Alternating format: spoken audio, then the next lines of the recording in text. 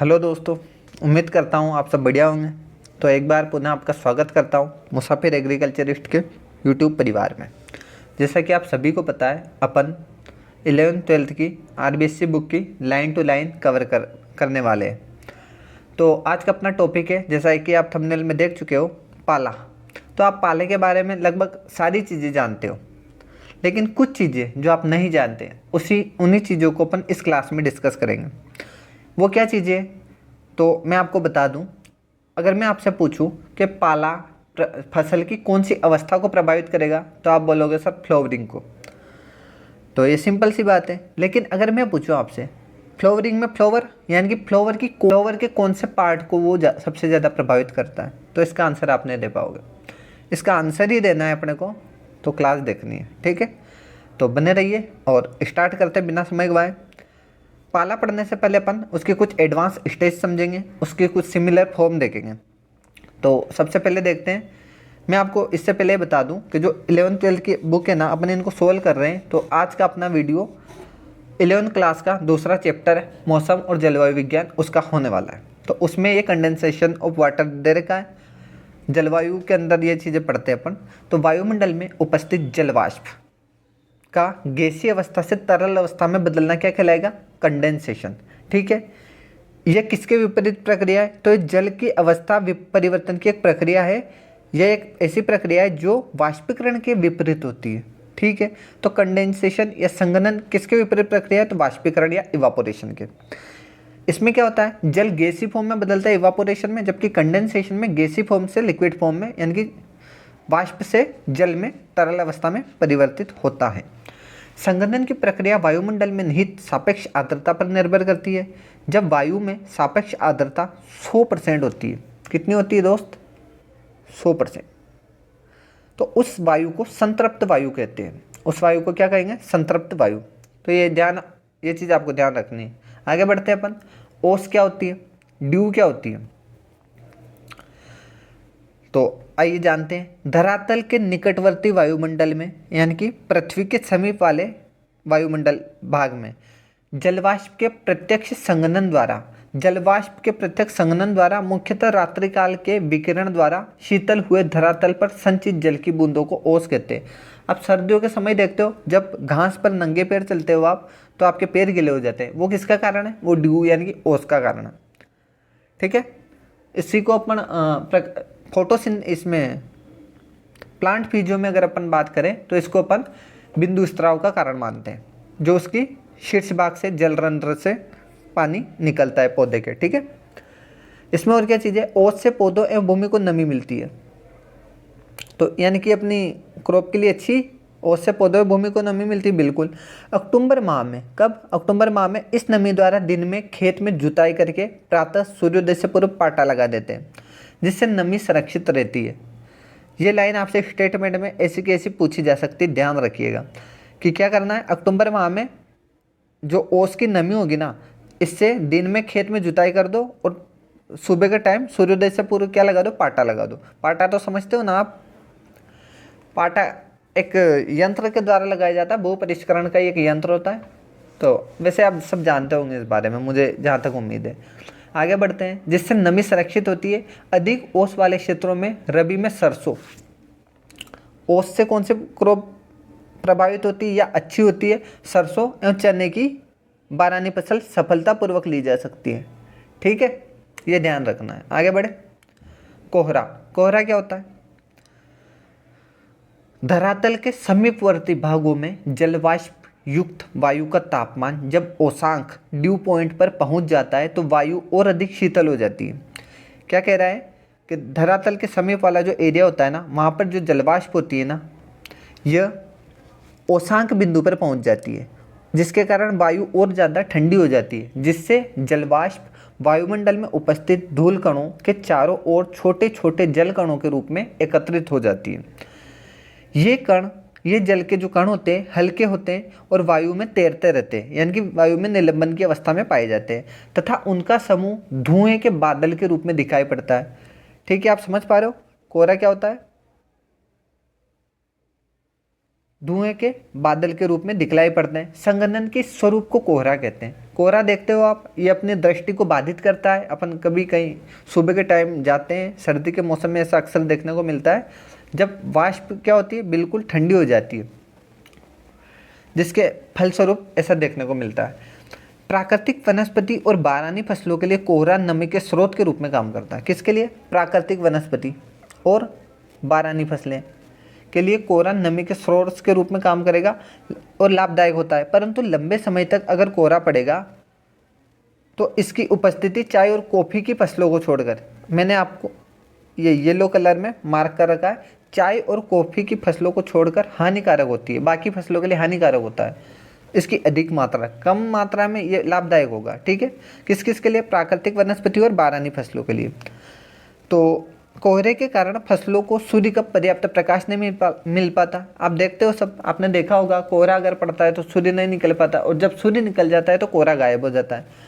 तो ये कंडीशन होती है। कोहरे के कारण फसलों को सूर्य का पर्याप्त प्रकाश नहीं मिल पाता, जिससे प्रकाश संश्लेषण की क्रिया न हो पाती है और पौधे भोजन नहीं बना पाते, जिससे वो पीले पड़ने लगते हैं। ठीक है, ये होता है अपना कोहरा, फॉग जिसे अपन बोलते हैं। अगला पॉइंट आता है अपना धुंध या कुहासा। क्या होता है? मिस्ट। यह कोहरे से कम घना होता है। कोहरा जैसा ही होता है, लेकिन कोहरा बिल्कुल ज़्यादा घना होता है और ये कोहरे से कम घना होता है। तो आपसे पूछा जा सकता है कि कोहरे से कम घना क्या होता है? धुंध या कुहासा, जिसे इंग्लिश में मिस्ट के रूप में जानते हैं। ठीक है, आगे बढ़ते हैं। अंतर्राष्ट्रीय मौसम विज्ञान परिभाषा के अनुसार जब जलकणों युक्त वायुमंडल कोहरे की दृश्यता कितनी? 1 किलोमीटर से अधिक होती है। किसकी? कोहरे की दृश्यता 1 किलोमीटर से अधिक होती है तो उसे कुहासा, धुंध या गीला धुंध कहते हैं। 1 किलोमीटर से ज़्यादा और 1 किलोमीटर से कम होगी तो वो क्या कहलाएगा? कोहरा कहलाएगा। इससे क्या कहेंगे अपन? गीला कुहासा, धुंध या गीला धुंध, डैम्प हेज कहते हैं। यह उगते सूर्य के साथ ही लुप्त हो जाता है। जैसे सूर्य उगता है ये खत्म हो जाता है। ठीक है, तो ये उससे कम डेंस होता है, यानी कि कम सघन होता है। कोहरे में अपने को कुछ दिखाई नहीं पड़ता, धुंध में अपने को 1 किलोमीटर तक की चीज़ें दिखाई पड़ती है। आगे बात करें, धूम कोहरा क्या होता है? जब धुआं और कोहरा दोनों मिल जाते हैं तो स्मोक बनाते हैं, यानी कि धूम बनाते हैं, धूम कोहरा बनाते हैं। धुएं एवं कोहरे, जैसा कि अपन पढ़ते हैं वापस, धुएं एवं कोहरे यानी कि स्मोक प्लस फॉग का मिश्रण है, जो अधिकांशतः शहरी और औद्योगिक क्षेत्रों के नज़दीक दिखाई पड़ता है। ऐसा क्यों? शहरी और औद्योगिक क्षेत्रों के पास में ही क्यों दिखाई पड़ता है? तो वास्तव में यह एक वायु प्रदूषण का प्रकार है जो दृश्यता को कम करता है। तो आपसे क्वेश्चन पूछ लिया जाए कि ऐसा कौन सा प्रकार वायु प्रदूषण का है, यानी कि जो दृश्यता को बाधित करता है या वायु प्रदूषण को बढ़ावा देता है, कौन सा हो गया? धूम कोहरा होता है। इसमें जो शहरों के पास में इंडस्ट्री होती है, वहाँ से जो धुआं निकलता है वो कोहरे के साथ मिक्स हो जाता है, इसलिए धूम कोहरा बोलते हैं। आगे बढ़े, अब आता अपना जिस टॉपिक पर अपनी क्लास होने वाली है उसको अपन पढ़ते हैं। तो इसको डिटेल में पढ़ेंगे आज, तो आप बने रहिएगा अंत तक। तो अपन इसको स्टार्ट करते हैं। पाला या तुषार। पाले को अपन तुषार के रूप में जानते हैं और इसी को इंग्लिश में क्या बोलते हैं दोस्त? फ्रॉस्ट।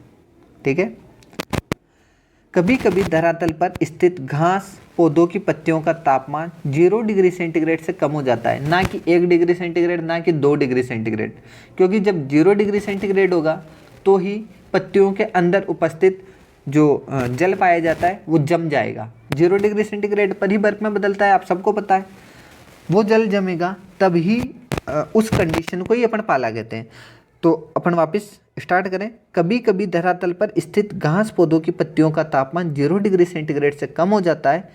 ऐसी परिस्थिति में क्या होगा? जलवाष्प संघनन क्रिया के स्थान पर ऊर्ध्वपातन क्रिया द्वारा। संघनन क्रिया क्या थी? अभी पढ़ के आए अपन। क्या थी संघनन क्रिया? वाष्प का किसमें? जल का वाष्प में बदलना, संघनन नहीं। जलवाष्प का यानी कि गैस का लिक्विड में, तरल में बदलना क्या कहलाता है? संघनन, कंडेंसेशन जिसे बोलते हैं। और वाष्पीकरण क्या है? वाष्पीकरण वाष्प में बदलना, किसका? जल का, वो वाष्पीकरण या इवापोरेशन कहलाती है। अब ऊर्ध्वपातन क्या है? ऊर्ध्वपातन क्रिया में क्या होगा? जो लिक्विड होगा ना, ये ठोस में बदल जाएगा, यानी कि जल बर्फ में बदल जाएगा। इसको ऊर्ध्वपातन या सब्लिमेशन कहते हैं। तो आपसे पूछा जा सकता है पाले में किस प्रकार की क्रिया देखने को मिलती है, सब्लिमेशन, इवापोरेशन या कंडेंसेशन। ठीक है, तो राइट आंसर क्या होगा अपना, सब्लिमेशन। आगे बढ़ते हैं।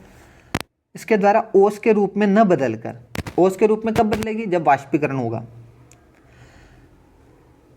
ओस के रूप में न बदलकर बर्फ के छोटे छोटे कणों में परिवर्तित हो जाती है, इसे ही पालाय तुषार कहते हैं। ठीक है, आगे बढ़ते हैं। शीतकाल में जिस दिन दोपहर से पहले, यानी कि पाला, ये क्वेश्चन पूछा गया है कि पाला पड़ने के लिए क्या क्या संभावित स्थितियां हो सकती है, तो ये मोस्ट इंपॉर्टेंट लाइन है। तो ये जो कंडीशन क्या होती है पाला पड़ने के लिए, ये चीज़ें आपके एक बार क्वेश्चन भी बना हुआ है, तो आपको ध्यान रखना है, इनको ढंग से समझना है, क्योंकि इसकी एक एक लाइन दी जाती है और वहाँ दे दिया जाता है कि कौन सी कंडीशन पाला पड़ने के लिए जिम्मेदार नहीं है। ठीक है, तो पहली कंडीशन, शीतकाल में जिस दिन दोपहर से पहले ठंडी हवा चलती रहे। कब, दोपहर से पहले कैसी हवा चलेगी, ठंडी हवा, राइट। सायंकाल के बाद हवा चलना बंद हो जाए। 2 पॉइंट हो गए अपने, ध्यान रखना, दोपहर से पहले ठंडी हवा चलेगी और सायंकाल के बाद हवा चलना बंद हो जाए। आसमान साफ हो जाए, तीसरा पॉइंट, क्लियर। शांत एवं दीर्घ अवधि की रात्रि हो, रात्रि कैसी हो, शांत हो और दीर्घ अवधि की, यानी कि लंबी नाइट हो। तथा जब तापमान जमाव बिंदु फ्रीजिंग पॉइंट से नीचे हो, 0 डिग्री सेंटीग्रेड से नीचे हो जाए, तो ऐसी स्थिति में पाला पड़ने की संभावना अधिक रहती है। और पाला पड़ेगा तो क्या होगा, जो जल होगा वह सब्लिमेशन की प्रोसेस द्वारा ठोस में, यानी कि बर्फ में बदल जाएगा। इसलिए पौधे की जो पत्तियों के अंदर जल पाया जाता है वो ठोस में बदल जाता है। क्यों बदल जाता है, क्योंकि बर्फ का जो आयतन होता है वो जल से ज़्यादा होता है, 9 गुना या 9% ज़्यादा होता है, जिसके कारण वह जैसे ही बर्फ में बदलेगा और पत्तियों की कोशिका भित्ति फट जाती है, तो अपने को पाले से नुकसान भी देखने को मिलते हैं। आगे बढ़ते हैं। वनस्पतियों के लिए पाला हमेशा हानिकारक होता है। ऐसा क्यों होता है, तो पाले के कारण कोशिकाओं के मध्य का तरल जम जाता है। ये बात अपन ने करी अभी, तरल भाग जम जाता है तथा कोशिकाएं निर्जलीकृत हो जाती है। अगर तरल जम गया तो उनके अंदर जल नहीं बचा, यानी कि वो निर्जलीकृत हो गई। तो कोशिकाओं का जीवद्रव्य जमाव बिंदु के कारण जम जाता है। बर्फ का आयतन, ये इंपॉर्टेंट पॉइंट है, बर्फ का आयतन पानी की अपेक्षा अधिक होने के कारण कोशिका भित्ति क्या होती है, फट जाती है, जिससे कोशिकाएं मृत हो जाती है और संवेदनशील फसलें एक रात में तबाह हो जाती है। उत्तरी एवं उत्तरी पश्चिम भारत में दिसंबर से जनवरी अंत तक पाला पड़ने की संभावना अधिक रहती है। आपसे क्वेश्चन पूछा जा सकता है कि जो उत्तरी भारत है या उत्तरी पश्चिमी भारत है, इसमें पाला कब पड़ता है, तो आपको ध्यान रखना है अंतिम दिसंबर से जनवरी के पूरे माह में पाला पड़ने की संभावना देखने को मिलती है, ये ध्यान रखना। ठीक है, last week of December to end week of January. आगे बात करें, रबी की अधिकांश फसलें इस समय पुष्पन या फलियां बनने की अवस्था में होती हैं। पाले से कौन सी अवस्था प्रभावित होती है, तो पुष्पन या फलियां वाली, ये ध्यान रखना है, जो पाले से सबसे अधिक प्रभावित होती है। क्लियर।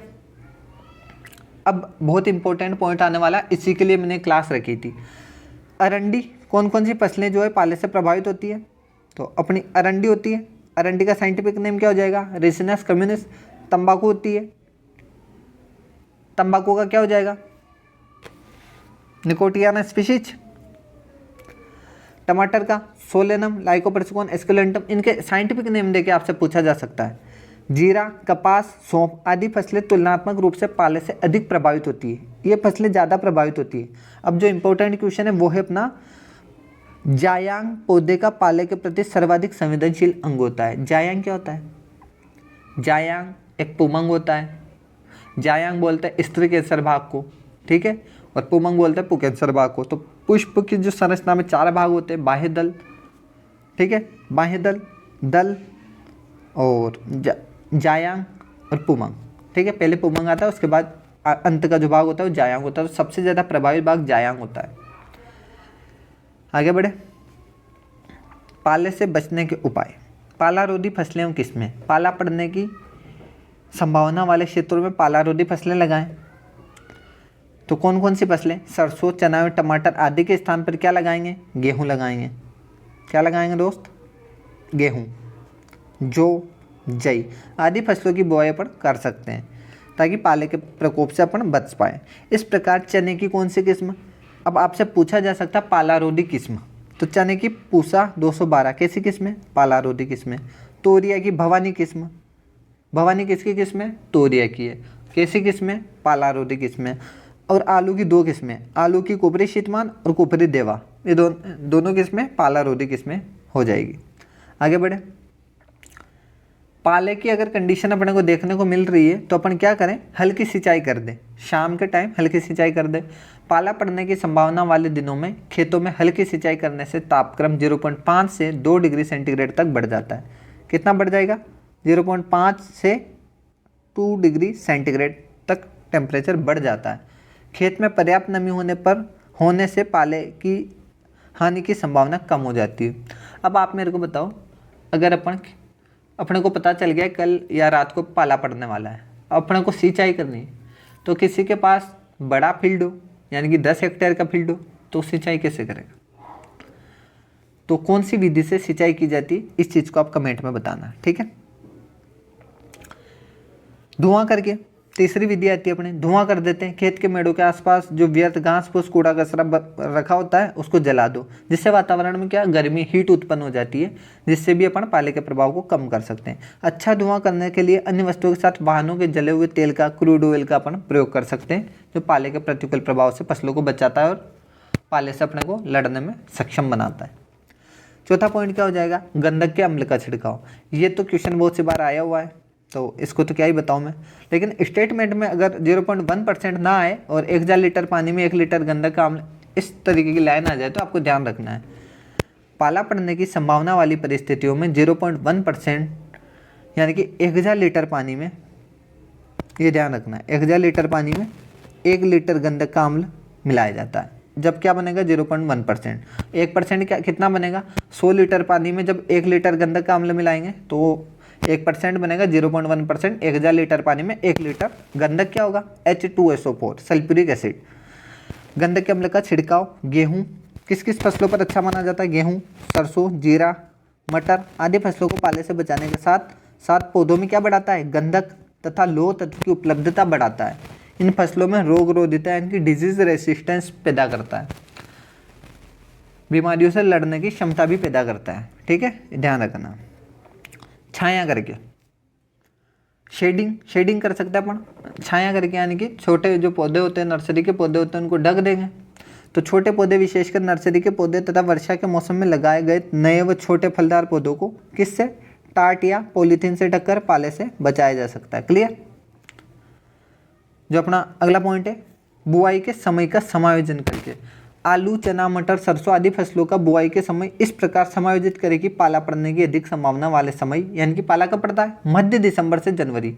इसमें मध्य दिसंबर से जनवरी एक बार क्वेश्चन दिया था, तो उसमें लास्ट दिसंबर से जनवरी तक आंसर गया था। तो आप नियर बाय देख सकते हो, क्योंकि एक ही चीज़ आपको ऑप्शन में मिलेगी, या तो मध्य दिसंबर मिलेगा या लास्ट वीक ऑफ दिसंबर मिलेगा, ध्यान रखना। आलू, चना, मटर, सरसों आदि फसलों का बुआई के समय इस प्रकार समायोजन करना अपने को कि क्या हो? पाला पड़ने की संभावना से अपन बच जाए, क्योंकि इस टाइम अगर फसलों में क्या होगा? निषेचन होकर फलियां बन जाए तो अपने को अपन पाले से बच पाएंगे। मध्य दिसंबर से जनवरी के महीने में उसमें निषेचन की क्रिया अपन को रोकनी पड़ेगी, ठीक है। वातावरण तापमान की अनुकूलता के अनुसार अक्टूबर के प्रारंभ से बुआई कर दो। अगर बुआई का समायोजन करना है तो आपसे क्वेश्चन पूछ लिया जाए कि आलू, चना और मटर एवं सरसों, इन फसलों में अगर अपने को पाले से बचाना है तो इनकी बुआई कब की जाए? तो ध्यान रखना है कब की जाए? अक्टूबर के प्रारंभ से बुआई करनी पड़ेगी, ठीक है। तो ये अपना हुआ पाले वाला टॉपिक कंप्लीट। अगर आप ऐसे इंटरेस्टिंग चीज़ें और जानना चाहते हो, क्योंकि क्वेश्चन में क्या है, कुछ क्वेश्चन बार बार रिपीट हो जाते लेकिन अगर अपन उसके एडवांस स्टेज पर जाएं तो आप बेटर कर पाओगे। जैसे इसमें एडवांस स्टेज क्या थी? ये जायांग आपको नई चीज़ मिली होगी, आपको पहले पता नहीं होगा, ठीक है। तो आपको ये ध्यान रखना है कि अपन कैसे और अपन में इम्प्रूव कर पाते हैं। तो उम्मीद करता हूँ आपको क्लास अच्छी लगी होगी। बने रहिए आप, अगले वीडियो में मिलते हैं। तब तक के लिए स्वस्थ रहिए, मस्त रहिए, व्यस्त रहिए। धन्यवाद।